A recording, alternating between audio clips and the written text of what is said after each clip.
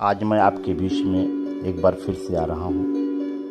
एक वीडियो के माध्यम से मैं प्रभु के संदेश को बताना चाहता हूँ। मैंने YouTube पर एक वीडियो को अभी जल्द ही देखा था। उस वीडियो के माध्यम से उस भाई ने जो संदेश दिया है, उस संदेश के बारे में हमने गहनता से प्रभु के वचनों के द्वारा देखा और समझा। उसमें सारे वचन हम लोगों को मिले।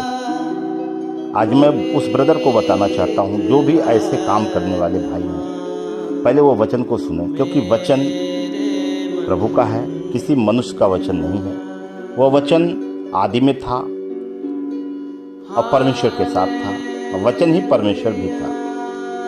और जो कुछ उत्पन्न हुआ, सब कुछ उसी में से उत्पन्न हुआ। मैं एक बहुत छोटी सी बातों के द्वारा आपको पहले ब्रीफ करना चाहूँगा कि पहले आप लोग ये जान लो कि प्रभु यीशु मसीह कब आया था और क्यों आया था, किसके लिए आया था। प्रभु यीशु मसीह जब आया था तो उसमें मूसा के द्वारा व्यवस्था थी। जो मूसा के द्वारा व्यवस्था लिखी गई थी, उस व्यवस्था के समय में प्रभु यीशु मसीह उत्पन्न हुआ, पैदा हुआ। और वो व्यवस्था को लोप करने के लिए नहीं आया था, वो व्यवस्था को पूरी करने के लिए आया था। क्योंकि उस वक्त मंदिरों में कर दिया जाता था, तो सब लोग अपने ईमानदारी से उस मंदिरों में कर दिया करते थे। और यीशु मसीह जब पैदा हुआ, वो प्रभु के वचन को लेकर के इस संसार में आया। हम सबके पापों के कारण, गुनाहों के कारण, हम सबके कर्जों के कारण, श्रापों के कारण, बीमारियों के कारण वो आया हमें स्वतंत्रता के जीवन देने के लिए। और मसीह आया, अपने आप को भी नरक छोड़ा और अपने को सूली पे चढ़ गया। आज हम स्वतंत्रता का जीवन जीते हैं। मैं मेरे भाई आपको एक चीज बताना चाहता हूँ। जो भी भाई ऐसे से बात करने वाले हैं, आपने टाइटल दिया भेड़िए से सावधान, और आपने बात किया दशमांश झोली की और राजा की बात की आप। मैं आपको बताना चाहता हूं, पहले आप ये जानो कि मसीह कब आया था और उस वक्त क्या हो रहा था। उस वक्त मंदिरों में कर दिया जाता था, राजाओं के यहां भी कर दिया जाता था, और पाप के बदले पाप बलि, होम बलि, अन्न बलि, ये सारी बातें दी जाती थी। जैसा कि ऐसा नबी के द्वारा बताया गया कि यशाया अध्याय 1 से और 10 वचन को आप देखेंगे तो आपके समझ में आएगा। मैं थोड़ा सा ब्रीफ करना चाहता हूं उसमें। यशाया नबी के द्वारा लिखा गया था कि तेरे होम बलि, तेरे मेल बलि, तेरे चर्बी चढ़ाने से मैं जी से अघा गया हूं। तेरे नियत के पर्व को मनाने से मैं जी से वैर और घृणा करता हूं। मैं भी इस वचन को बस एक ब्रीफ कर रहा हूँ, डिटेल में अभी नहीं जाता हूँ। मैं बस इस तरह बचाता हूँ, आपको डिटेल देखना होगा। यशाया अध्याय 1 10 से 20 वचन को आप देखिएगा। और साफ शब्दों में लिखा गया था कि तेरे महासभा और तेरे नियत के पर्व को मनाने से मैं जी से घृणा करता हूँ। तू कितना भी, कौन चाहता है कि तू मेरे आंगनों में अपने पाँव से मेरे आंगनों को रौ दो, क्योंकि तेरे हाथ तो खून से लाल पड़े। मेरे भाई, इस वचन को आप ऐसा मत सोचना मैं क्योंकि बस एक ब्रीफ कर रहा हूँ, इसको डिटेल में भी मैं नहीं बता रहा हूँ। मत सोचना क्योंकि आज बहुत से भाई बहन है ना कि आपने वचन को तोड़ मरोड़ के बता दिया। नहीं, मैं तोड़ मरोड़ के नहीं बताता, मैं एक आपको इसका ब्रीफ करता हूँ। अगर पढ़ना होगा तो आप पढ़ लेना उसको। मैं एक इसमें आपको बताना चाहता हूँ, ऐसा लिखा है। अब डिटेल बाई डिटेल आप देख लीजिएगा, आपको समझ में आ जाएगा। मैं एक ब्रीफ करता हूँ, ऐसा ऐसा है बात। मेरे भाई और बहनों, जानने की ये जरूरत है आज कि भेड़ कौन और भेड़िया कौन है, ये स्वयं आप समझ लेंगे। भेड़ और भेड़िए में अंतर क्या है, आप उसको जान सकते हैं। जैसा कि प्रभु के वचनों के द्वारा लिखा गया है कि फल से आप पहचान लोगे वो कैसा पेड़ है। आम का पेड़ है तो आम का पेड़ ही आप जानोगे, बैर का पेड़ है तो बैर जानोगे। ऐसा नहीं कि बैर के पेड़ को आप आम जान लोगे। मेरे भाई और बहनों, सावधान होने की जरूरत है और बहुत ज्ञानवान होने की जरूरत नहीं है। आपने दान दशमांश की जो बातें कही, मैं आपको एक ही बात में समझा देना चाहता हूं कि मसीह जब आया था तो व्यवस्था को पूरी करने के लिए आया था, और जब व्यवस्था को पूरी कर दिया तो उसने कहा मैं व्यवस्था का अंत हूं। पौलुस ने कहा कि मसीह व्यवस्था का अंत है। रोमियो अध्याय 10 का 4 आप वचन देख लेना। जब व्यवस्था का अंत हो गया तो किस व्यवस्था के द्वारा आप दसवांश झोली लेते हो? आपने मलाकी की पुस्तक की बातें की। मलाकी की पुस्तक कहां लिखा है? व्यवस्था में था। और ऐसा लिखा गया है कि व्यवस्था तो पाप का बल है। मैं इस वीडियो के माध्यम से आज ये कहना चाहूंगा अपने हर एक मसीह भाई बहन जो विश्वास करते हैं, जो दसवांश झोली देते वो भी पाप करते हैं, और जो लेते हैं वो भी पाप करते हैं। दान देना पाप नहीं है, दान देना किसे, ये सबसे बड़ी बात होती है। प्रभु यीशु मसीह ने कहा कंगालों को सुधि लेना, विधवाओं का मुकदमा लड़ना, बुराई से दूर हो जाना, भूखों को रोटी देना, नंगों को वस्त्र पहनाना। तो ये काम तो हमारा हर एक भाई बहन कर सकता है। हर एक विश्वासी बहन अपने गांव में, अपने मोहल्ले में, अपने शहर में, रास्ते में आते जाते वक्त यह काम स्वयं अपने हाथों से कर सकता है। क्या यह काम करने के लिए हम नहीं हैं? क्या जरूरी है कि आप पास्टर पादरी या हमको आप उस दान दसवांश को दें? पहले आपको मैं एक चीज और ब्रीफ करना चाहता हूं कि जब उस वक्त दान दसवांश लिया जाता तो उसमें लीबिया होते थे और उनके पास कोई निजी भूमि नहीं होता था, और वो दान दसवांश लेते थे तो क्यों लेते थे, क्यों, क्या करते थे? वो विधवाओं के लिए, कंगालों को, अनाथों का सुधि लेते थे और उस दान दसवां अंश में से निकाल करके उनकी मदद करते थे। जो प्रभु के मंदिरों में आता था उसको भोजन किया कराया करते थे, उनको वस्त्र देते थे। देखिए आज के ये पादरी पास्टर किसको कर रहे हैं? और बड़ी बड़ी बातें करते हैं, झूठ बोलते हैं। मैं आपको फिर से एक बार ब्रीफ करना चाहूंगा कि यीशु मसीह प्रेम का संदेश लेके आया था। उसने हमें प्रेम करना सिखाया है। उसने नफरत फैलाने के लिए हमें नहीं सिखाया। उसने हमें क्षमा करना सिखाया है। उसने हमें माफ करना सिखाया है। उसने हमें दया करना सिखाया है। उसने हमें धीरज रखना सिखाया है। हमको नम्रता बनना सिखाया है, क्योंकि प्रेम के द्वारा आत्मा का 9 फल लगेगा। जिस व्यक्ति के अंदर प्रेम होगा उस व्यक्ति के अंदर आत्मा का 9 फल होगा और उसका जीवन सफल होगा। जिस व्यक्ति के अंदर प्रेम ही नहीं होगा वो परमेश्वर को कदापि नहीं पा सकता, चाहे वो कितना भी कुछ क्यों न कर ले। प्रेम सबसे बड़ी महान चीज है। जो व्यक्ति परमेश्वर से प्रेम करता है तो उसकी आज्ञाओं को भी मानता है। जब आप उस व्यक्ति से प्रेम नहीं करते तो आप उसकी आज्ञाओं को नहीं मानोगे। इसलिए प्रेम सबसे बड़ा है। प्रेम को जब अगर आप मसीह से प्रेम करते हो, आप जांच लो, परख लो, क्या मैं मसीह से प्रेम कर रहा हूं? अगर मैं मसीह से प्रेम करता हूं तो उसकी आज्ञाओं को मैं मानूंगा। मैं इस भाई को इस वीडियो के माध्यम से एक संदेश देना फिर चाहता हूं, क्या आपके अंदर वो आज्ञा है जो परमेश्वर कहता है? मैं कहता हूं कि आपके अंदर वो आज्ञा नहीं है, और आप कहीं दूर के नहीं हो। मैं आपको बहुत बखूबी जानता हूं।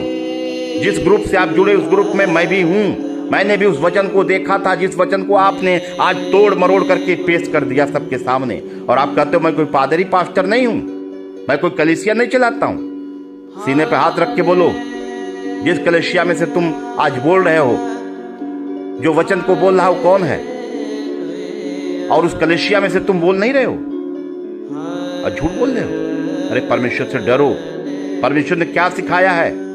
प्रेम करना सिखाया है। उसने कहा निर्बलों की सहायता करो, भूखों की मदद करो, और आप जो है उससे विरोध कर रहे हो। क्या वो ग्रुप में वो जो उसने वचन भेजा था सिर्फ आपके लिए भेजा था? क्या वो ग्रुप पर्सनल आपका अकेला था?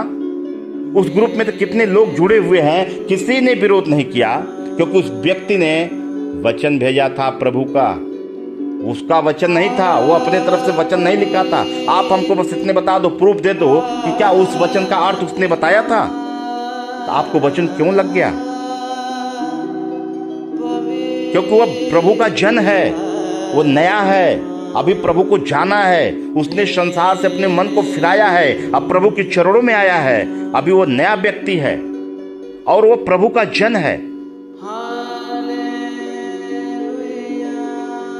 उसने प्रभु के वचन को ग्रुप में भेजा था। मेरे भाई समझो, जानो, बहुत बढ़िया बोलने से मत सोचना आपकी प्रभु के आप जन हो, स्वर्ग में चले जाओगे। नहीं, ऐसा कुछ भी नहीं होने वाला है। और मैं भी आपसे नफरत नहीं करता, मैं आपको सिखाना चाहता हूं, क्योंकि आपकी गलती नहीं है, वो आपको सिखाने वाले की गलती है। जैसा आपको शिक्षा मिला है आप वैसा कर रहे हो, और आपको खड़ा करके टारगेट कर दिया गया। मेरे भाई अपनी आंखों को खोलो, परमेश्वर ने तुमको बुद्धि ज्ञान प्रकाश दिया है। उस बुद्धि ज्ञान प्रकाश के द्वारा आप परखो, वचन देखो यार। न तुम मेरी बात सुनो, न किसी पादरी पास्टर की बात सुनो। तुम्हारे पास बाइबिल है, बाइबल को उठाओ, परमेश्वर से घुटना टिकाओ और बोलो, पवित्र आत्मा हमारी सहायता कर, हमारी अगुवाई कर, हमारा मार्गदर्शन कर। हे पिता, तूने वादा किया है कि देह पवित्र आत्मा का मंदिर है। तू उतर आ पवित्र आत्मा, तू मेरे हृदय में होकर के, मेरे मन में होकर के मुझे सिखा और मुझे चलना सिखा, क्योंकि परमेश्वर ने वादा किया है, प्रभु यीशु मसीह ने। मैं जाता हूं तेरे लिए जगत तैयार करने स्वर्ग में। जाते ही तेरे लिए एक सहायक भेजूंगा। वो सहायक कोई और नहीं होगा, वो सत्य की आत्मा होगा, अर्थात वो पवित्र आत्मा होगा। जब वो उतरेगा तो तुम में होकर के हर एक बातें सिखा देगा। मेरे भाई इस तरह करो, सीखो कि परमेश्वर हमें क्या सिखाया है, यीशु मसीह क्यों आया था, किस लिए आया था। वो प्रेम करना सिखाने आया था, नफरत करने नहीं। देखिए आज कलीसियाओं में, भाई बहनों में जो उनको शिक्षाएं दे रहे हैं, वो ये नहीं सिखाते कि हमें प्रेम करना है। तो नफरत किया जा रहा है। तुम ये मत करना, तुम वो मत करना, तुम वो मत खाना, तुम वो मत पीना, तुम उसके यहाँ मत जाना, तुम उस कलीसिया मत जाना, तुम उस पादरी के यहाँ मत जाना। अरे यार क्या कर रहे हो आप लोग?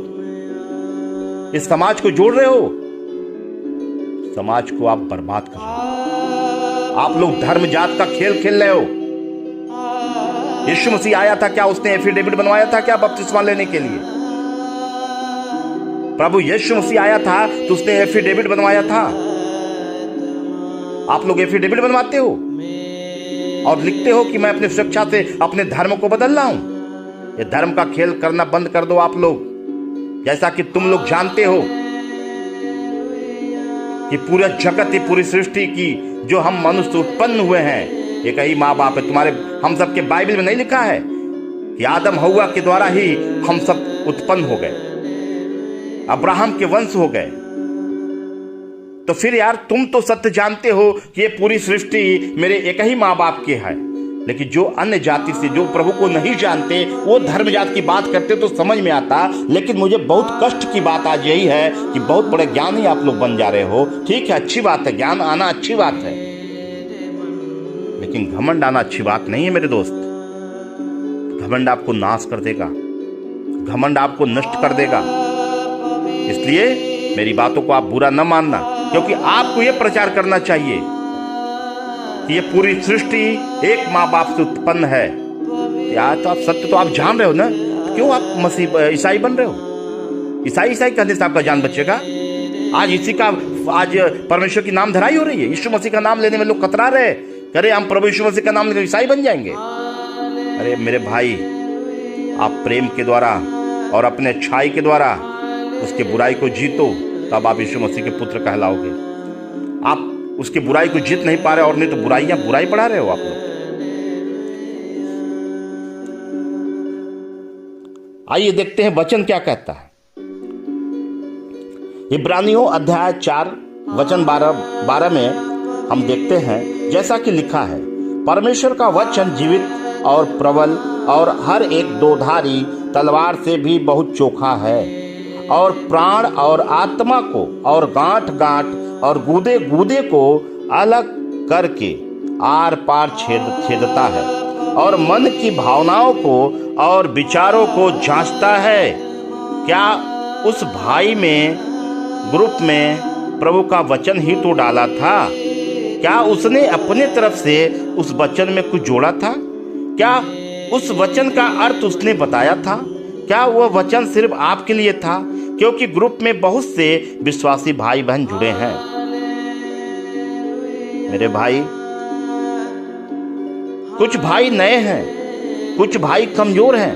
क्या प्रभु की कलीसिया क्या है? अगर वह भाई उसने अपने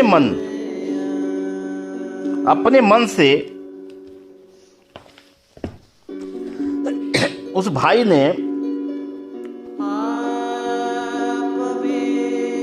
अपने मन को संसार से फिरा लिया, तो क्या वह प्रभु यीशु को अपना उद्धारकर्ता मान लिया, तो क्या वह भाई कलीसिया का अंग नहीं है? मुझे ऐसा प्रतीत हो रहा है कि आप काफी ज्ञानवान हैं और पवित्र बाइबल के जानने वाले हैं। क्या वचन नहीं कहता? क्या वचन नहीं कहता है? पहला कुरिन्थियों अध्याय 1 26 और 27 और 28 वचन को देखते हैं। हे भाइयों, अपने बुलाए जाने को सोचो कि न शरीर के अनुसार बहुत ज्ञानवान, न बहुत सामर्थी और न बहुत कुलीन बुलाए गए हो। मेरे भाई, आप जानो, इसमें साफ शब्दों में प्रभु का वचन कहता है, हे भाइयों, अपने बुलाए जाने को सोचो। आप सोचो, परमेश्वर ने आपको क्यों बुलाया था? कि शरीर के अनुसार बहुत ज्ञानवान, न बहुत सामर्थी और न बहुत कुलीन बुलाए गए थे। आपको परमेश्वर ये नहीं समझाया था कि आप बहुत ज्ञानवान हो, आप बहुत कुलीन हो, आप बहुत सामर्थी हो। सामर्थ कौन देता है? सामर्थ परमेश्वर देता है। ज्ञान कौन देता है? ज्ञान परमेश्वर की तरफ से आती है। किस ज्ञान का घमंड करते हो आप? आइए इसी का 26 वचन देखते हैं। परंतु परमेश्वर ने जगत के मूर्खों को चुन लिया कि ज्ञानवानों को लज्जित करे, और परमेश्वर ने जगत के निर्बलों को चुन लिया है कि बलवानों को लज्जित करे। मेरे भाई, ये जान लो, परमेश्वर का वादा है, उसने जगत के मूर्खों को चुना है कि ज्ञानवानों को लज्जित कर लें। चलो, मैं मानता हूं वो भाई मूर्ख था, और आपने इतनी बड़ी बातें कह दी उसको। आप उस वचन, मैं भी उस ग्रुप में जुड़ा हूं, आप उन वचनों पर ठट्ठा कर रहे हो, उस वचन पे हंसी का सिंबल बना करके भेज रहे हो, हंस रहे हो, ठट्ठा कर रहे हो। शर्म करो, परमेश्वर से डरो। आइए 28 वचन देखता हूं। और परमेश्वर ने जगत के नीचों और तुच्छों को, वरन जो है भी नहीं, उनको भी चुन लिया कि उन्हें है जो व्यर्थ ठहराए। परमेश्वर ने जगत के नीच को चुना है, तुच्छों को चुन लिया है। यार, जब तुच्छों को चुन लिया, परमेश्वर चाहे तो उसे कहां से कहां पहुंचाएगा। आप किस बात का घमंड कर रहे हो? घमंड करना छोड़ दो मेरे भाइयों।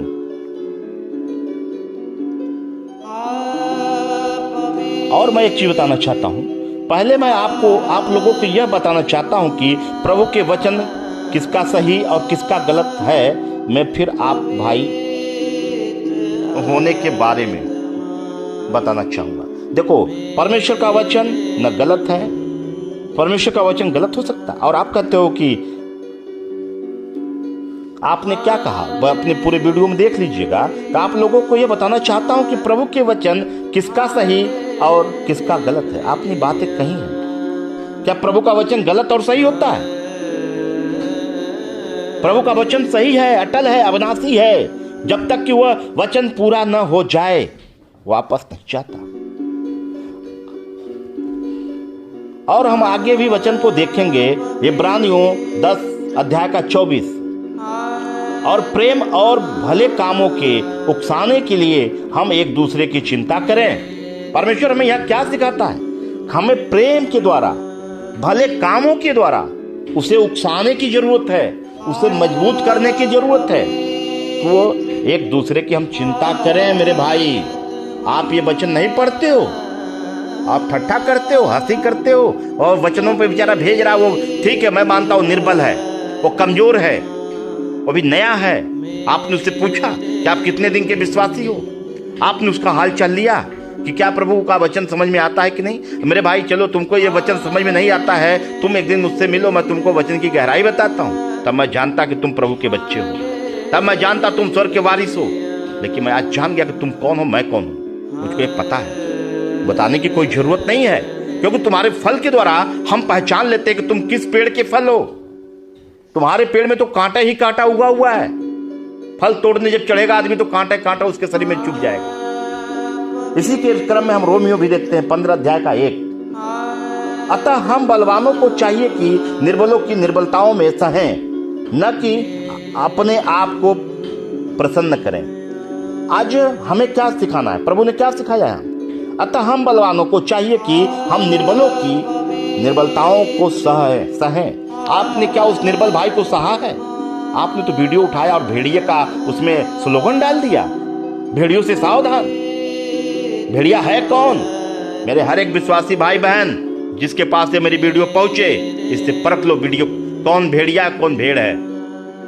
जिसको ये ना पता हो कि उसको करना क्या है, प्रभु का वचन क्या कहता है, और वो निर्बल भाई को उठा करके आपने मजाक बना दिया और आपने कहा कि वो गलत सही की बातें कही। आइए इसी क्रम में हम आगे भी वचन देखते हैं।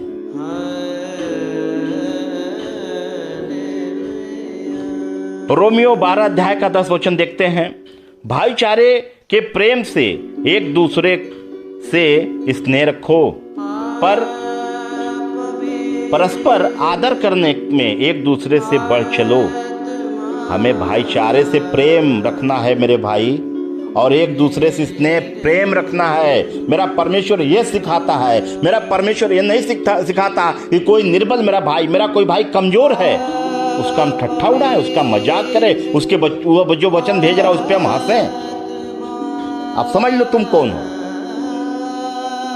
रोमियो अध्याय 14 का 13 भी देखते हैं। अतः आगे को हम एक दूसरे पर दोष न लगाएं, पर तुम पर यह ठान लो कोई अपने भाई के सामने ठोकर का कारण खाने ठोकर या ठेस या ठोकर खाने का कारण न रखें। मेरे भाई, अगर आप उस भाई को सिखाते तो शायद वो भाई ठोकर ना खाता। हो सकता है आपकी इस वीडियो से उस भाई को आत्मा में चोट पहुंची हो और नर्वस हुआ है, क्योंकि उसके अंदर वो ज्ञान अभी नहीं है। क्या तुम्हारे इस बातों से वो फिर संसार में न लौट जाएगा? क्या तुम आत्मा बचाते हो कि आत्मा को नाश करने वाले लोग हो? क्योंकि तुम लोग के कारण आत्मा भाग जाती है। प्रभु का वचन कहता है कि तुम लोग समुद्र की इस छोर से उस छोर तक टहलते रहते हो, जब एक आत्मा को पाते हो तो उसे नाश करने पे तुल जाते हो, क्योंकि तुम तो नाश होने वाले हो, उसको भी नाश कर देते हो। रोमियो अध्याय 14 का 19। इसलिए हम उन बातों में लगे रहें जिससे मेल मिलाप और एक दूसरे का सुधार हो। मेरे भाई, ये वचन है, सीख लो। इसलिए हम उन बातों में लगे रहें जिससे मेल मिलाप और एक दूसरे का सुधार हो। क्या आप सुधार कर रहे हो? उस भाई को और निर्बल कर रहे हो, उसको ठेस पहुंचा रहे हो? आगे का वचन देखें, 14 अध्याय का 1 वचन। जो विश्वास में निर्बल है उसे अपनी संगति में ले लो, परंतु उसकी शंकाओं पर विवाद करने के लिए नहीं। वो बेचारा अगर शंका किया, उसको ज्ञान नहीं है, तो क्या आप ऐसा करोगे? उसको आप संगति में लो ना, उसको सिखाओ, तब आप परमेश्वर के पुत्र कहलाओगे, तब उसके बच्चे कहलाओगे। और नहीं तो उसका ठट्ठा उड़ा रहे हो, मजाक उड़ा रहे हो, और भेड़िए का उस पर लिख दिए स्लोगन। पहचान लो कौन भेड़िया कौन भेड़ है। प्रभु के बच्चे ऐसे नहीं होते, प्रभु के बच्चे ऐसे नहीं होते। यीशु मसीह आया था प्रेम सिखाने, दया सिखाने। यीशु मसीह नफरत फैलाने नहीं आया था, वो धर्म जात बदलने नहीं आया था। और मैं एक बार फिर से आपको एक वचन बता देता हूं, उसको पढ़ लेना, मनन कर लेना।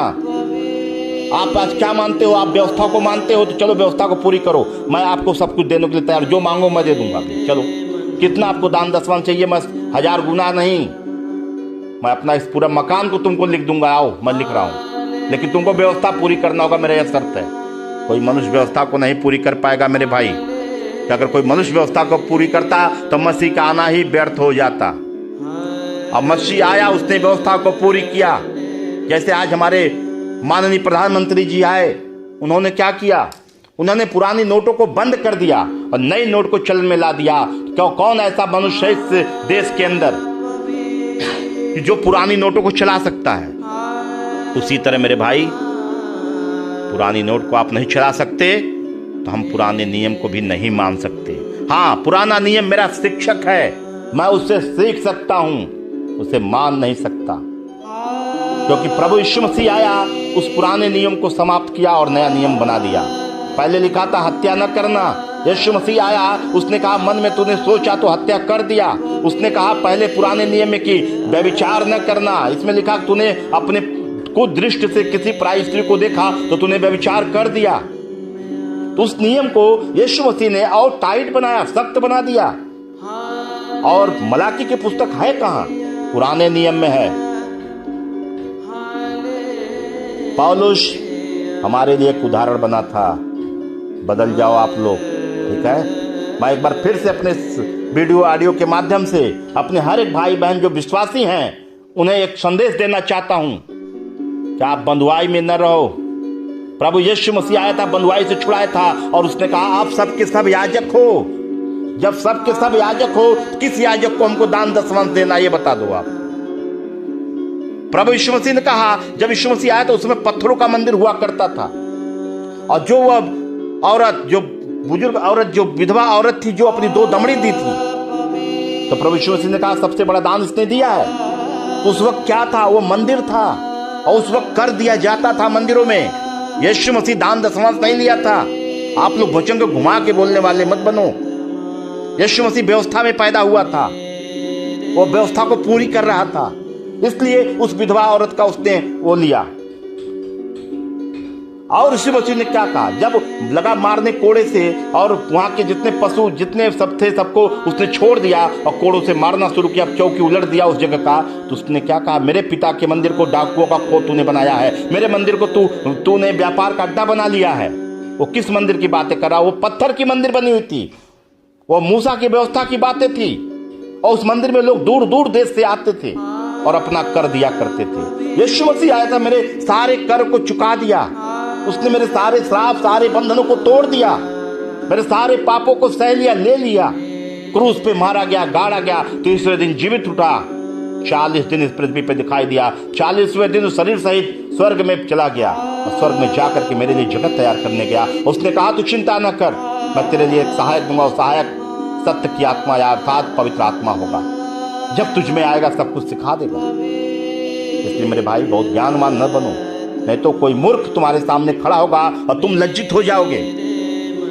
इसलिए हमें हर एक निर्बल भाई बहन को मजबूत करना है, हमें हर एक निर्बल भाइयों को सहायता करना है, हर गरीब भाई की मदद करना है, उसके गरीबों को भोजन रोटी देना है। हम जैसे मैं जान लिया कि पूरी सृष्टि हमारे एक ही माँ बाप की है, तो यार मेरे इस सृष्टि में रहने वाला हर एक भाई बहन कोई नीच नहीं है न कोई ऊंच है, सब एक समान है, क्योंकि मेरा परमेश्वर नाप नाप के आत्मा नहीं दिया है, आत्मा सब में एक जैसी है। इसलिए कोई न नीच है न कोई ऊंच है, सब एक समानता में है, एक बराबर में है, सब मेरा भाई है, सब मेरी बहन है। मुझको जहां भी पता चल जाएगा अर्थात वो विश्वासी है अन्यथा नहीं है। मेरे पास 2 रोटी है, मैं जरूर लेकर के 1 रोटी पहुंचूंगा उस जगहों में, और उसे खिलाऊंगा, उसे तृप्त करके उसे पानी पिला के जरूर आऊंगा।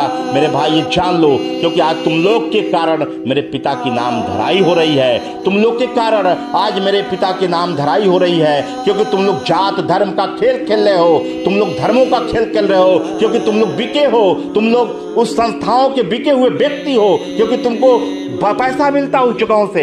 आज मेरे देश में श्राप आ रहा है, मेरे देश में आशीष नहीं आ रहा, क्योंकि विदेशों से जो फंड आ रहे हैं, जो पैसे आ रहे हैं, वो क्यों आ रहे हैं? क्योंकि वो अब जो विदेश में रहने वाले मेरे भाई बहन अपनी स्वेच्छा से, अपने इच्छा से इस देश को दान देते हैं कि इस देश में शिक्षा नहीं है, इस देश में चिकित्सा की व्यवस्था नहीं है, इस देश में गरीबी है। वो ईमानदारी से अपना दान दे रहे हैं कि इन गरीबों की मदद हो। लेकिन मैं आपको बता दूं, आप तो दूसरे के हाथों बिके हुए हो, आप उन संस्थाओं के हाथों बिके हुए हो, क्योंकि वो संस्था के आप नौकरी करते हो, आप नौकर हो, आप प्रभु के बच्चे नहीं हो।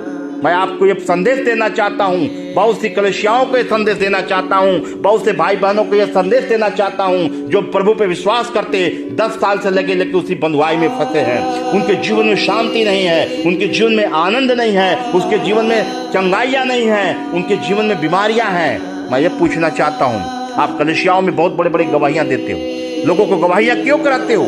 कि भीड़ जुटे, गवाही देख देख करके भीड़ जुटे, यूट्यूब पर डाल दोगे, और जो निर्बल भाई है उस गवाही को देख करके तेरे पास आता, तुम लूटने के लिए तैयार हो जाते हो। मेरे भाई बहनों, आज जान लो, मैं ये बातें अपने विश्वासी भाई बहनों के लिए बोलता हूं। मुझे किसी का डर नहीं है, मैं सिर्फ डरता हूं सर्वशक्तिमान परमेश्वर से, और मैं किसी व्यक्ति से डरने वाला नहीं, क्योंकि मैंने अपना अंतिम संस्कार कर लिया है। मुझे मौत से डर नहीं है, क्योंकि मुझे सत्य पता चला है कि मेरी आत्मा का उद्धार हो चुका है। शैतान तू मेरा कुछ भी नहीं कर सकता, क्योंकि मैं मरूंगा तो शरीर में और आत्मा में तो जीवित रहूंगा और अनंत काल का जीवन हमें मिलेगा, क्योंकि संसार में तो क्लेश ही क्लेश है मेरे भाई। मैं भी संसार में नहीं रहना चाहता, लेकिन जब तक रहूंगा अपने भाई बहनों को भेड़िया से छुड़ा के ही रहूंगा। और इन भेड़ियों को प्रभु का वचन कहता है उसके जुओं को तोड़ तोड़ करके उन बंधनों से उनके छुड़ा लाओ। इसलिए मेरे भाई जान लेना, अभी तो ये ट्रेलर है, पिक्चर बाकी है दोस्त, घबराओ मत। परमेश्वर मुझे जिस लिए चुना है उस काम को तो करके ही रहूंगा, चाहे मुझे जान देनी पड़े, क्योंकि मुझे जान की अब डर नहीं है। इसलिए मेरे भाई और बहनों जान लो, समझ लो। ये बताओ, यीशु मसीह याद आया था तो क्या उस समय लोग गिर जाते थे सड़कों पे? आज कलीसियाओं में एक ट्रेंड चल रहा है कि कोई पादरी पास्टर आता है तो लोग कलैया खाते हैं, फटाफट कलैया करते हैं और फटाफट गिर जाते हैं। किसी का हाथ टूटता, किसी का सर फट जाता है। क्या यीशु मसीह से ज्यादा सामर्थी लोग हैं? ये पास्टर पादरी उनसे ज्यादा सामर्थी लोग हैं कि कलीसिया में आते ही सारे विश्वासी भाई बहन गिर जाते हैं? ये क्या नाटक है? क्या यीशु मसीह जब था तो लोग गिरते थे इस तरह? क्या यीशु मसीह से ज्यादा सामर्थी लोग हैं? ऐसे ऐसे लोगों से मेरे भाई बहन जो विश्वास करते हो यीशु मसीह पे, समझ जाओ, संभल जाओ, नहीं तो वो तो नाश होगा ही, तुम लोग भी नाश हो जाओगे। इसलिए बच जाओ और अपने बुद्धि और विवेक का सहारा लो। परमेश्वर के आगे घुटना टेको, पवित्र आत्मा से अगुवाई मांगो। देखो परमेश्वर तुमको अगुवाई करेगा, निश्चय ही तुमको बचाएगा। क्योंकि आज मैं विश्वास दिलाना चाहता हूं कि आज हमारे इस देश में जो खेल हो रहा है वो अच्छा नहीं है। क्योंकि आज मैं एक बात फिर कहता हूं, मैक्सिमम पादरी पास्टर्स जितनी कलीसियाएं चला रहे हैं वो संस्थाओं के हाथ में बिके हुए हैं। वो संस्थाओं के नौकरी करते हैं। संस्थाओं से 10 बातें पूछी जाती है कि पादरी जी आपको 10 चीज लिख के भेज दो, क्या क्या कमी है। तो पादरी लिख के भेजेंगे कि मेरे बच्चे का फीस नहीं जमा हो रहा है, मुझे किराए का रेंट देना है मकान का, मुझे मेरे पास बाइक नहीं, सेवा करने में दिक्कत होती है। तो 10 में से एक तो पूरा कर दिया जाता है, 9 का पैसा वो खाया जाता है। और वो 10 जो लिखित लेते हैं वो संस्थाओं में जमा होता है। जो लोग फंड देते हैं उनको वो भेजा जाता है कि मेरे पादरी पास्टर को इस सेवा करने में दिक्कतें होती है। वो 9 चीजों का पैसा लेके खा जाते हैं और एक चीज का पैसा आपको दे देते हैं। मेरे भाई सुन लो, खेल बंद कर दो, नहीं तो अंत का दिन बहुत करीब है। तुम लोग बचने वाले नहीं हो, तुम जान लो मेरे भाई बहन। मैं हिंदुस्तान में हूं तो हिंदू हूं। मैं पहले भी बता दिया कि मेरा कोई धर्म और जात नहीं है, इसलिए ये देश हिंदू के नाम से जाना जाता है। तो मैं इस देश का जो मेरा राजा है मैं उसकी हर एक बातों को मानूंगा। वचन भी कहता है तुम अपने राजा के अधीन रहो, मेरा राजा जो कहेगा वही करूंगा। जैसा कि आज मैं देख रहा हूं बहुत से ग्रुप में सरकार के विरोध में बातें होती हैं। क्यों करते हो? वचन नहीं पढ़ते हो आप? ये बताओ तुम्हारा विश्वास है किस पे? किसी मनुष्य पे है कि परमेश्वर पे है? अच्छा बुरा मेरा बाप करने वाला है, वो मेरी सुधी लेता है। मेरे भाई बहनों, सीखने की जरूरत है, जानने की जरूरत है। और मैं इस वीडियो के माध्यम से उस भाई को एक संदेश देना चाहता हूं। तुम भी मेरे भाई हो, मुझको जहां तक पता है तुमको शिक्षा नहीं मिली है, इसलिए जो तुम्हारा सिखाने वाला वो खुद भेड़िया है, इसलिए तुम भी भेड़िया हो गए हो। मेरे भाई ये जान लो, सीखो। अब परमेश्वर के वचन को जानो कि परमेश्वर हमसे चाहता क्या है। प्रभु हमको क्या सिखाने आया? वो प्रेम सिखाने आया, नफरत नहीं। वो निर्बलों की सहायता करने के लिए सिखाया है, निर्बलों को ठट्ठा करने के लिए नहीं। आपको मेरा जवाब मिल गया होगा मेरे भाई। आगे फिर बातें होंगी अगले वीडियो में। मैं प्रभु का धन्यवाद देता हूँ। हे मेरे सर्वशक्तिमान पिता परमेश्वर, इन वचनों के द्वारा, इन बातों के द्वारा प्रभु जो आपने हमसे बातें की है प्रभु जी, इन बातों के जिस भाई बहन ने इस वीडियो को देखे प्रभु, उनके हृदय पे ये बातें आए प्रभु, वो सत्य को जाने, उन्हें सत्य की आत्मा का दान और वरदान दे मेरे पिता। अपने पवित्र आत्मा का अभिषेक कर मेरे प्रभु, जिससे कि तेरी सारी बातों को समझे प्रभु जी। उनके मन, उनके हृदय, उनके विवेक प्रभु पूरे से बदलना, नए मन, नए हृदय और नए विवेक को दे पिता, जिससे कि तेरे स्वर्ग की बातों को जाने प्रभु जी। हे मेरे स्वर्गीय पिता, उनके जीवन से जो तेरी इच्छा है वह पूरी होती चली जाए प्रभु जी। क्योंकि पिता उनकी आंखें बंद है प्रभु, उनकी आंखों को तो खोल दे मेरे पिता। और प्रभु तेरे चरणों में तेरे नाम की बड़ाई करने लगे, तेरे नाम की प्रशंसा करने वाले लोग हो जाए प्रभु जी। जो आज हमारे भाई बहन बहुत से तेरे नाम को जानते प्रभु जी, लेकिन वो बंधनों में है प्रभु जी। हाँ मेरे पिता परमेश्वर, जो आज का मनुष्य अपने को ईश्वर समझ लिया है प्रभु, अपने को भगवान बना लिया है प्रभु जी, अपने को स्वयं यीशु मसीह समझ लिया है मेरे पिता। हे प्रभु उनके लिए भी हम प्रार्थना करते हैं प्रभु, उनको क्षमा कर। उन्हें माफ कर प्रभु, उनके मन उनके हृदय को बदल प्रभु जी, जिससे को फिर से तुझे जाने प्रभु। पिता अपने पापों को लिए स्वीकार करे प्रभु, सारे पापों को स्वीकार करते हुए वो क्षमा मांग, क्योंकि मुझे पता है प्रभु तू बहुत दयालु है, तू कृपालु है, तू विलंब से क्रोध करने वाला महान परमेश्वर है पिता। हे मेरे प्रभु उन पर दया कर, अनुग्रह कर प्रभु, जिससे कि तेरी बातों को समझे प्रभु जी, वो जाने मेरे पिता पर उन्हें अपने सत्य की आत्मा को अभिषेक कर दे प्रभु, जिससे वो सत्य को जाने प्रभु कि तू क्या चाहता है पिता इस जीवन से। होने दे मेरे प्रभु हम सबके जीवन से जैसी तेरी इच्छा वही पूरी हो प्रभु, मेरी इच्छा नहीं पिता, तेरी इच्छा पूरी हो, क्योंकि प्रभु तू हम सबकी सहायता करता है, क्योंकि तूने कहा चाहे पहाड़ियां हट जाएं, पहाड़ियां टल जाएं, तो भी मेरी करुणा तुझ पे से कभी ना हटेगा। आमीन। हे करुणा कर परमेश्वर, हे दयालु पिता, हम सब पे एक नई नई करुणाओं से भर दे प्रभु, क्योंकि प्रभु तू महान है, तेरी इच्छा है, क्योंकि तूने कहा तू जहां जहां जाएगा तेरा यहोवा परमेश्वर तेरे संग संग रहेगा। हाँ मेरे प्रभु तू मेरे संग संग रहता, मुझे किसी बात का डर नहीं है, मुझे किसी बात की चिंता नहीं, क्योंकि तू मेरी चिंताओं को पूरी करता, तू मेरी चिंता स्वयं करता है प्रभु, तू मेरे हर एक कमी घटी को पूरी करता है पिता, हम धन्यवाद देते हैं। उसी तरह प्रभु हमारे हर एक भाई बहन के हर एक घटी की कमी को पूरी कर प्रभु। होने दे पिता इस वचनों के द्वारा जो भाई बहन बीमार है प्रभु चंगा होने पाए यीशु मसीह तेरे नाम से। इन वचनों के द्वारा परमेश्वर जिसके घर में प्रभु समस्या है वो यीशु मसीह तेरे नाम में दूर होने पाए। हाँ मेरे प्रभु परमेश्वर जिससे को तेरे नाम की तेरी महिमा करने वाले हो चाहे, हम धन्यवाद देते हैं पिता अपने सारे बोझ के, इस कलीसिया के सारे बोझ के, अपने हर एक भाई बहन के, जो भाई बहन इस वचन को सुन रहे हैं उनके सारे बोझ को आपके कंधों तले देते, छुड़ाते, आच्छाद करते, धन्यवाद देते हुए इस प्रार्थना को उद्धार करता प्रभु यीशु मसीह के पवित्र और मीठे नाम से हम मांगते हैं, आमीन।